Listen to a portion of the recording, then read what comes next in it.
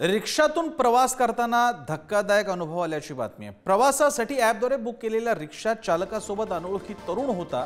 अनोळखी तरुणाला उतरण्याची विनंती केल्यावर वाद झाला आणि महिला प्रवाशाने फोटोसह या संबंधात कंपनीकडे तक्रार केली। अनेकदा असं होतं की आपण रिक्षा किंवा गाडी बुक करता आणि त्यामध्ये तो संबंधित ड्रायव्हर एखाद्या वेगळ्याच व्यक्तीला सोबत घेतो।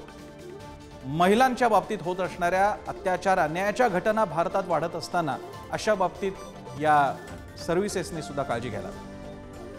रिक्षावाले ओलाचे भरपूर आरेरावी करतायत। सामान्य रिक्षात खरंच मला कधी आरेरावी झालेली नाहीये, पण जेव्हा अशा ऑनलाईन ॲपद्वारे जेव्हा एखादी गाडी आम्ही ट्रॅव्हलसाठी बुकिंग करतो तर त्याच्यावरती शासनाचा कोणताही कंट्रोल नाहीये।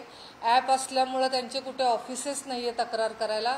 ऑनलाईन भरपूर महिला तक्रारी करतात, पण मला वाटत नाही की कधी त्या तक्रारींची दखल घेतली जाते। अजूनही पोलीस खात्यातून, गृह खात्यातून किंवा आरटीओ विभागातून कोणीही दखल घेतलेली नाहीये। ह्याचा मी जाहीरपणे निषेध करते, कारण हा महिलांच्या सुरक्षिततेचा, मुलींच्या सुरक्षिततेचा एकदम गंभीर प्रश्न आहे।